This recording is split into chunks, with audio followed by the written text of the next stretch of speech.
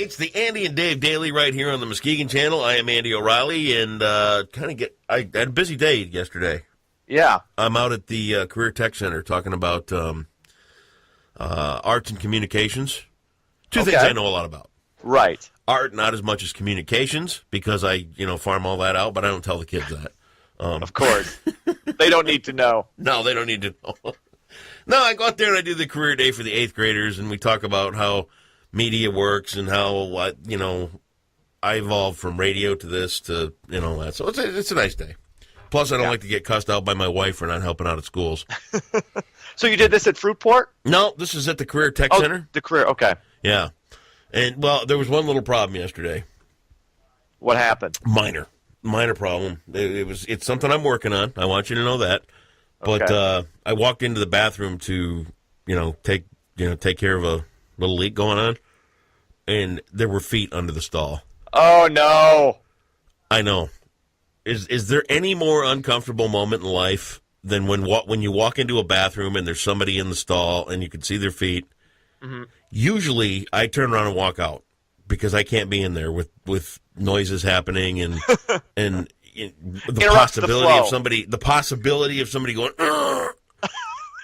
And then, God forbid, let's say you're doing your business and they come out of doing theirs. How do you even make eye contact with them? You don't make eye contact. You can't. Ever.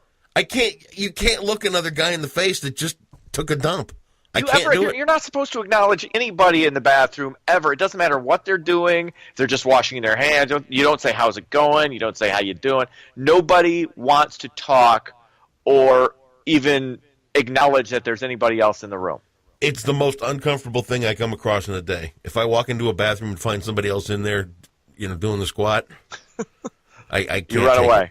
I do. See, I can't do that. I just cannot do that in public bathrooms. I just why can't. can you do it at mine? Yours, I'm comfortable around you. I'm comfortable at your house. Well, you should. I'm comfortable in your bathroom. I'm a threat to you. No. Trust me. You are danger, Will Robinson. Don't come over here and do that. I locked the door. Unbelievable. You'll come out sooner or later. But yeah, but I'm not worried you're gonna, anything's gonna happen. I'm not gonna shoot you in the bathroom. That'll get blood all over the walls. Right? See, I know what a neat freak you are. I know, right?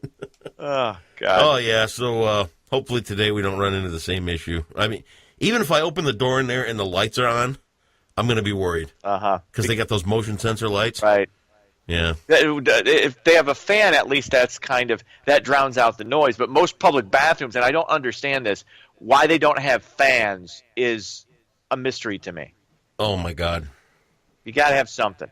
I get in there. I got to hold my breath the entire time I'm going to the bathroom because I don't dare breathe in.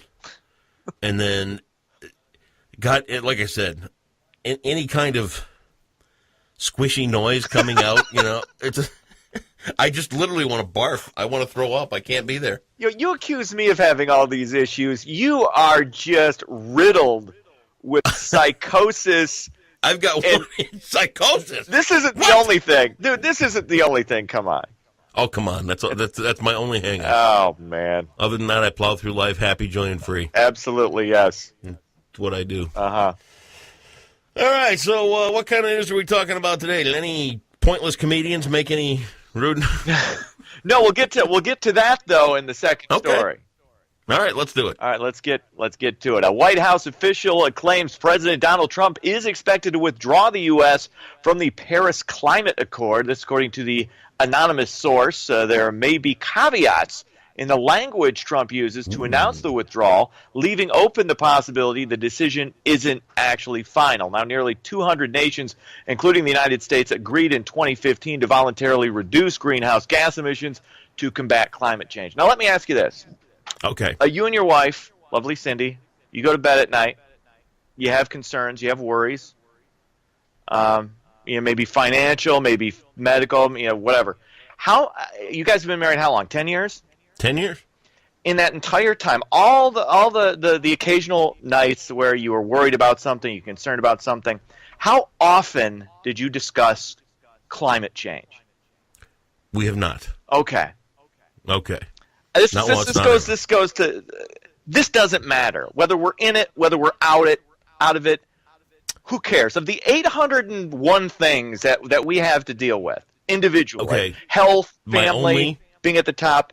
798 is maybe the climate. 799 getting struck by lightning. 801 is probably a polar bear attack. Well, gotta who watch out cares? for them polar bears, man. Yeah, of course. But here's the thing, and here's why I'm disappointed in this.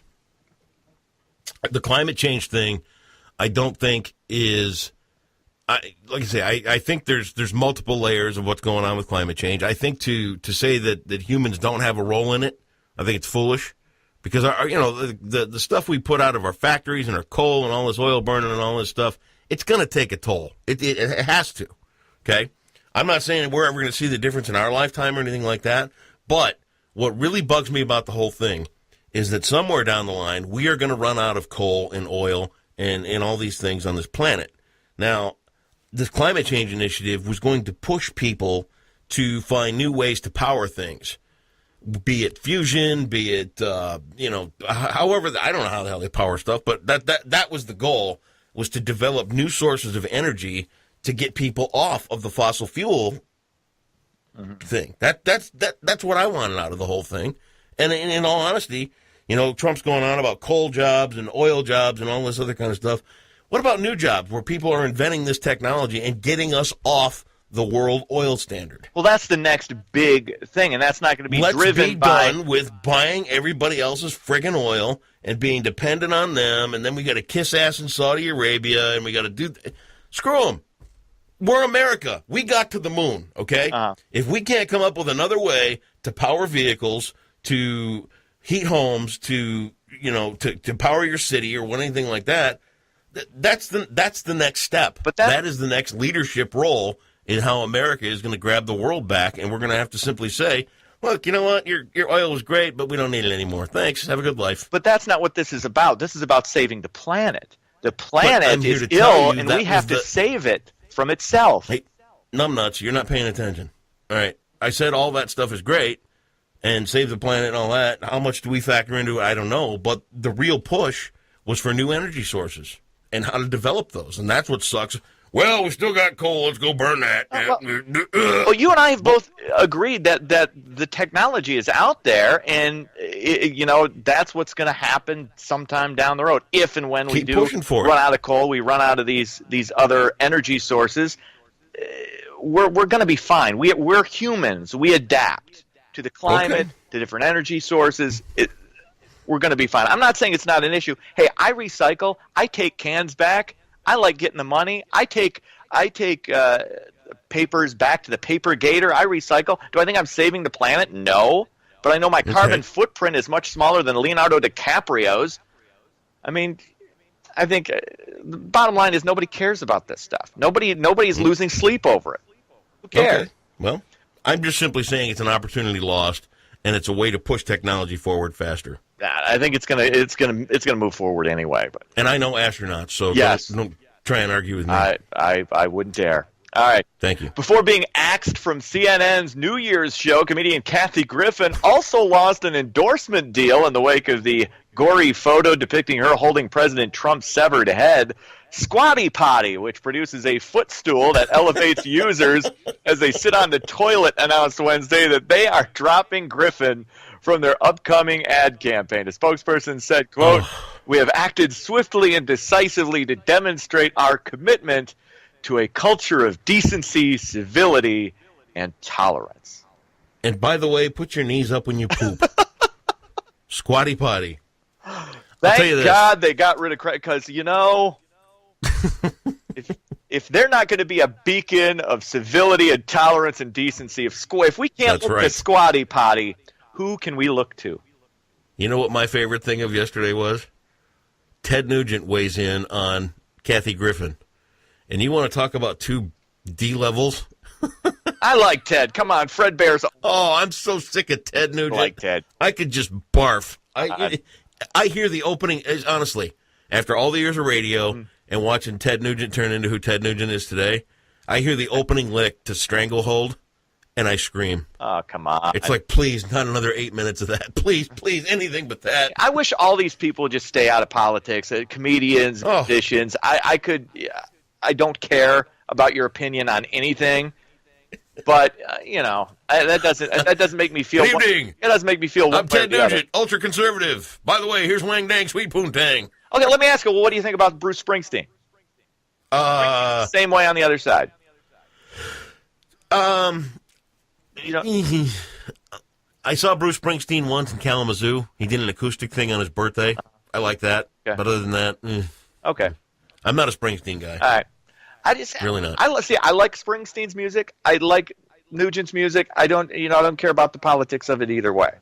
Neither way. Yep, you're good. Thank you very much. There you go.